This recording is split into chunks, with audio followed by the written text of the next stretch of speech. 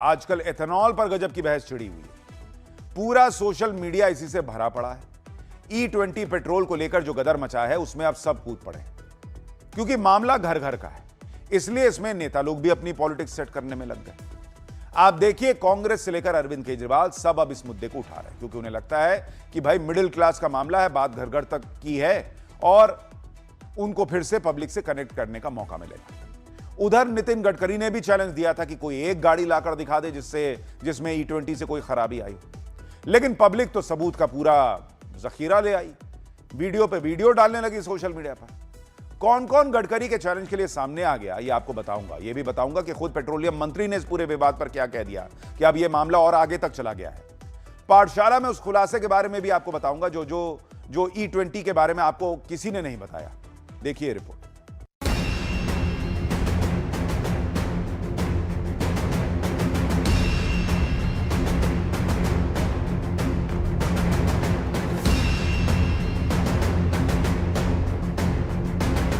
Petrol यानी देश की रफ्तार का इंजन। आज वही पेट्रोल देश में एक नई बहस का सबसे बड़ा मुद्दा बन गया है। खासकर E20 पेट्रोल मतलब 20% एथेनॉल मिला पेट्रोल। भारत हर साल अपनी जरूरत का बड़ा हिस्सा कच्चा तेल विदेशों से खरीदता है। इसका सीधा असर देश के आयात बिल और विदेशी मुद्रा भंडार पर पड़ता है। इसी चुनौती से निपटने के लिए सरकार ने पेट्रोल में एथेनॉल मिलाने का अभियान तेज किया, लेकिन सोशल मीडिया पर सवाल उठ रहे हैं। क्या इससे पुरानी गाड़ियों के इंजन खराब होंगे? क्या गाड़ियों का माइलेज घटेगा? क्या लोगों को मजबूरी में नया वाहन खरीदना पड़ेगा? सवाल उठे तो सियासत तेज हो गई। तो पहले पेट्रोल पर पॉलिटिक्स ही देख लेते हैं। केजरीवाल से लेकर कांग्रेस तक सड़क पर उतर आए। शुक्रवार को दिल्ली में यूथ कांग्रेस ने एथेनॉल मिक्स पेट्रोल के मुद्दे पर जोरदार प्रदर्शन किया। पेट्रोल पॉलिटिक्स केजरीवाल ने शुरू की, लेकिन सड़क पर माहौल कांग्रेस ने बना दिया। अब कांग्रेस को आगे निकलना है तो कुछ और अलग करना होगा। तो केजरीवाल पहुंच गए पेट्रोल पंप और सर्विस सेंटर और वहीं से E20 पेट्रोल के मुद्दे पर सरकार को घेरने लगे। कहा, इतना अहंकार ठीक नहीं। लोग कह रहे हैं हमारे इंजन खराब हो रहे हैं, हमारी गाड़ी खराब हो रही है। वो कह रहे हैं मैं नहीं मानता कोई खराब हो रही है, सब ठीक है। लोग कह रहे हैं कि हमारी माइलेज कम हो रही है, वो कह रहे हैं मैं नहीं मानता कोई माइलेज कम नहीं हो रही। तो मैं प्रधानमंत्री जी से कहना चाहता हूँ, प्रधानमंत्री जी इतना अहंकार ठीक नहीं है, ये तो डिक्टेटरशिप है। एथेनॉल ब्लेंडेड पेट्रोल पर राजनीति तो हो रही है, इस पर पब्लिक के भी कई कंसर्न है। दरअसल जनता एथेनॉल मिक्स पेट्रोल को लेकर बुरी तरह से कंफ्यूजन में। एथेनॉल से गाड़ियों के पार्ट खराब होने की बातें लोग कर रहे हैं, माइलेज कम होने की बातें कर रहे हैं। पब्लिक ये नहीं समझ पा रही कि अगर एथेनॉल की वजह से गाड़ी में खराबी आई तो जिम्मेदारी किसकी होगी, क्योंकि अब तो पेट्रोलियम कंपनी भी पेट्रोल पंप पर सूचना वाले पोस्टर लगा रही है। महाराष्ट्र में हिंदुस्तान पेट्रोलियम के पेट्रोल पंप पर यह सूचना लगी है, जिस पर लिखा है कि अगर आपकी गाड़ी के फ्यूल टैंक में पानी है तो एथेनॉल उसे सोख लेगा, इसलिए पेट्रोल भरवाने से पहले फ्यूल टैंक को अच्छे से साफ करवा लें। यानी गजब ही हो रखा है बॉस। पेट्रोल पंप कह रहा है कि आपके पेट्रोल की टंकी में पानी है कि नहीं, यह आप चेक कीजिए और साफ करा के आइए उसको, नहीं तो एथेनॉल जो है वो पानी सोख लेगा। अब यही काम बचा है हमारा कि जब पेट्रोल भराने जाएंगे उसमें चेक करेंगे कि पानी आ रहा है कि पानी है कि नहीं। चेक कैसे करेंगे बॉस? ये मोबाइल से उसमें लाइट जला के चेक करेंगे अंदर कि देखें जरा पानी है कि नहीं, दिख जाएगा। नहीं तो हर बार जाके जो है वो किसी से चेक कराएं कि पानी है कि नहीं। क्या बात कर रहे हैं बॉस आप लोग? यानी यहां भी पब्लिक पे जिम्मेदारी डाल दी कि अपनी टंकी साफ करवा लो, अगर उसमें पानी हुआ तो फिर एथेनॉल वाला पेट्रोल भरवाने से दिक्कत होगी, मतलब तुम्हारी जिम्मेदारी। फिर कहेंगे हमने तो पहले ही बताया था। आप देखिए कि कैसा कैसा माहौल बन रहा है। और दूसरी तरफ सरकार अपने लॉजिक भी दे रही है। इस मुद्दे पर मचे घमासान के बीच पेट्रोलियम मंत्री हरदीप पुरी सामने आए। उन्होंने कई बातें क्लियर करने का प्रयास किया। जैसे हरदीप पुरी ने कहा कि मारुति सुजुकी ने 1.5 करोड़ गाड़ियों की सर्विसिंग की और E20 की वजह से कोई तकनीकी दिक्कत नहीं आई। वाहन निर्माता साफ कर चुके हैं कि E20 के उपयोग से वारंटी पर कोई असर नहीं पड़ता। बीमा कंपनियां भी कह रही हैं कि E20 से इंश्योरेंस क्लेम या पॉलिसी पर कोई असर नहीं पड़ता।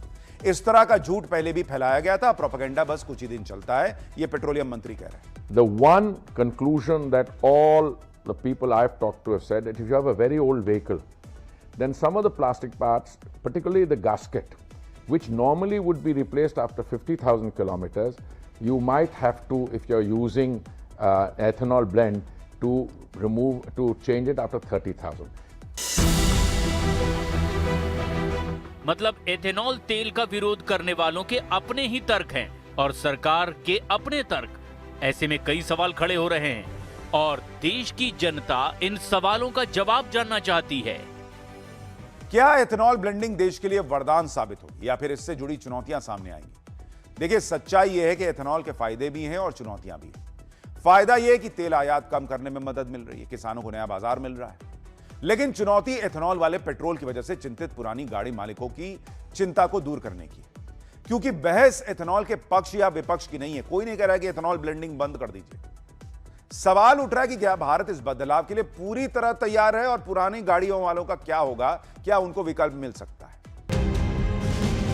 सरकार का दावा है कि एथेनॉल वाले पेट्रोल के इस्तेमाल का फैसला कोई एक दिन में नहीं लिया गया।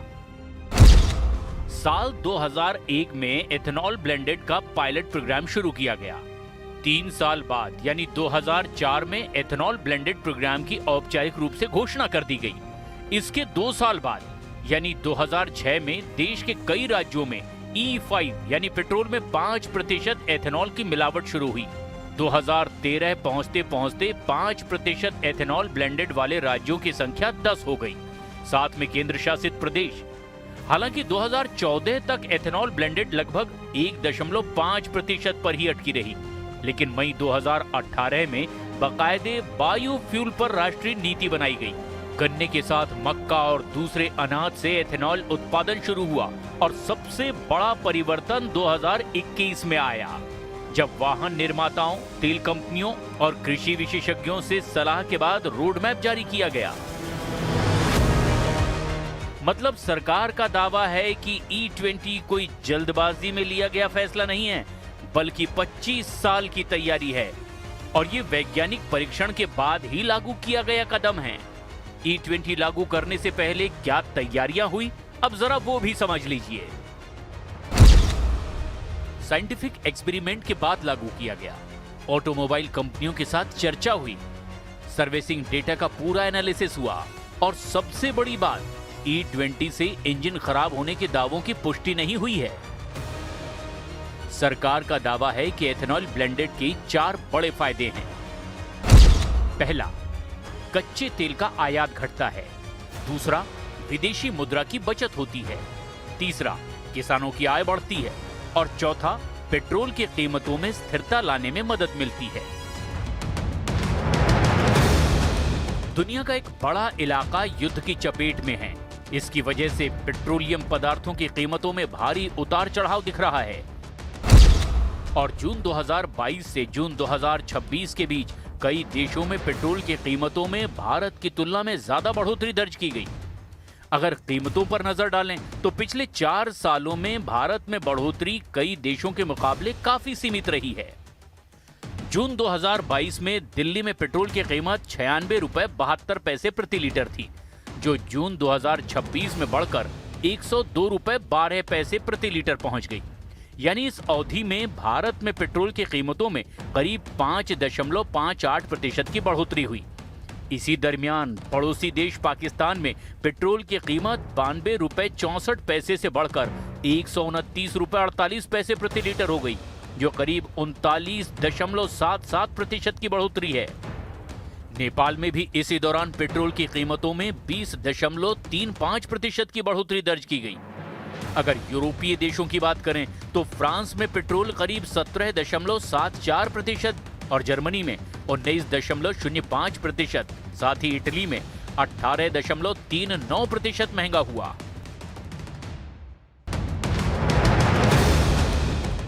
सरकार अपने तर्क दे रही है, लेकिन एक बात यह भी है कि नीति आयोग से लेकर ARAI जैसे संस्थान भी E20 पेट्रोल पर अपनी रिपोर्ट में कुछ चिंताएं जता चुके हैं।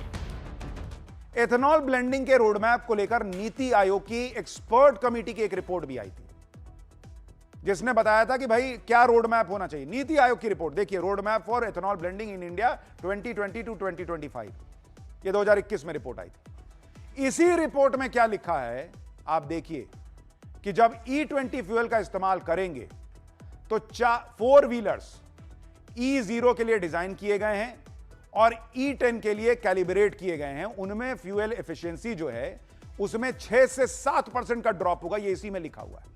हालांकि इंजन में मॉडिफिकेशंस करके फ्यूल एफिशिएंसी को के लॉस को कम किया जा सकता है, यानी इंजन मॉडिफाई करना पड़ेगा अगर यह कम करना है। किन कंपनियों ने मॉडिफाई किया? जो गाड़ियां बिक गई थी उनकी। नीति आयोग की एक्सपर्ट कमिटी ने रिपोर्ट में यह भी लिखा कि E20 फ्यूल को इस्तेमाल करने के लिए व्हीकल मैन्युफैक्चरर यानी कार बाइक बनाने वाली कंपनियों को क्या करना होगा। इसी रिपोर्ट के पेज नंबर 21 पर लिखा है बॉस कि कंपनियों को कंपैटिबल व्हीकल्स बनाने के लिए प्रोडक्शन लाइन में जरूरी बदलाव करने होंगे। E20 फ्यूल के हिसाब से इंजन और कंपोनेंट्स को टेस्ट करना होगा, कैलिब्रेट करना होगा।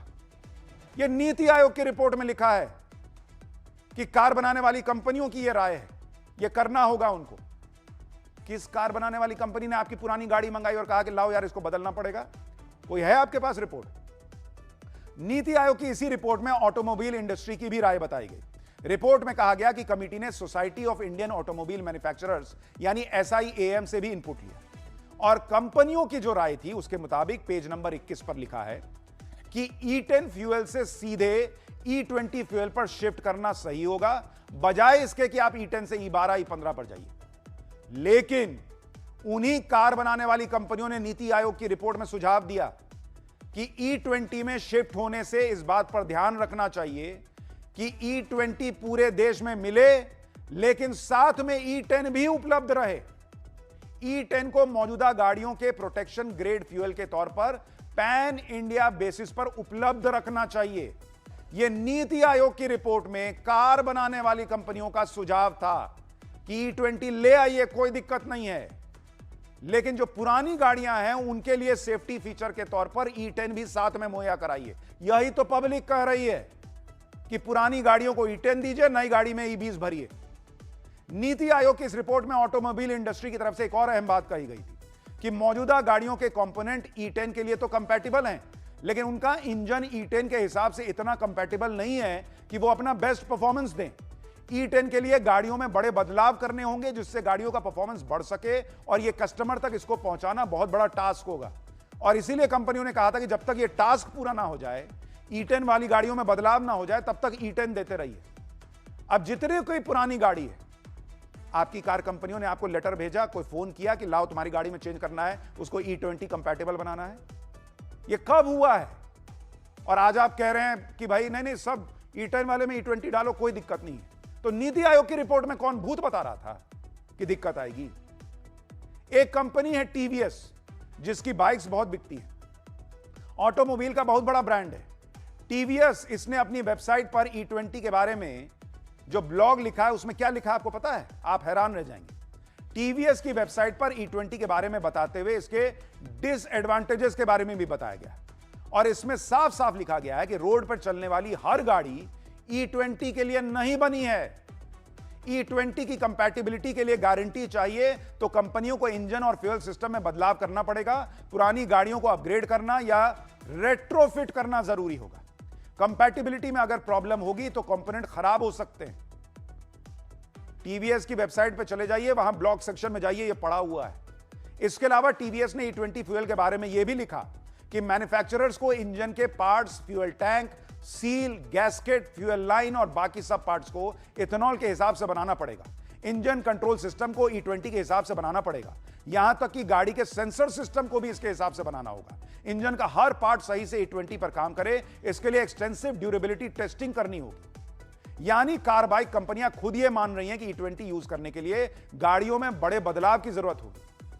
तो सवाल पूछा जा रहा है कि पुरानी गाड़ियों में यह बदलाव हुआ कब, और नहीं हुआ तो वो कैसे E20 के लायक बन गई हैं, उनमें कोई दिक्कत नहीं आ रही है। तो यह बड़ा सवाल है और इसीलिए लोग कह रहे हैं कि भाई कार कंपनी का क्या नुकसान है। लोग सवाल पूछ रहे हैं कि भाई गाड़ी खराब होगी, उन्हीं के सर्विस सेंटर में जाएगी, खराब कंडम हो जाएगी तो नई गाड़ी खरीदेंगे, उनका तो फायदा ही है। कंपनियां यह मानने को तैयार नहीं हो रही हैं कि E20 पेट्रोल डालने से गाड़ियों पर कोई बुरा असर पड़ रहा है, लेकिन यही कंपनियां ऐलान कर रही थी कि इन्होंने अपनी गाड़ियों के लिए E20 कंप्लायंस सर्टिफिकेट हासिल कर लिया। इस बात का ये जोर शोर से प्रचार कर रही थी।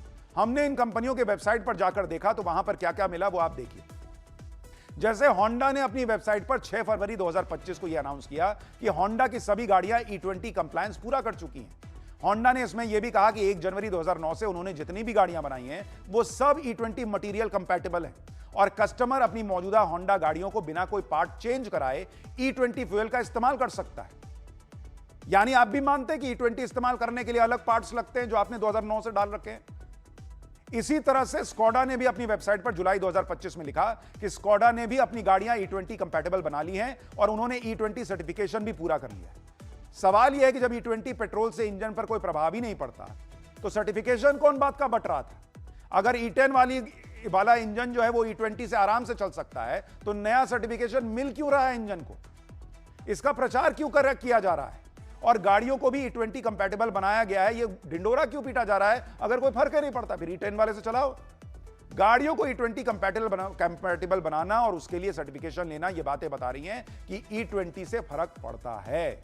यहां प्रश्न सरकार से भी है कि जब कोई फर्क नहीं पड़ रहा तो फिर क्यों E20 सर्टिफिकेशन दिया?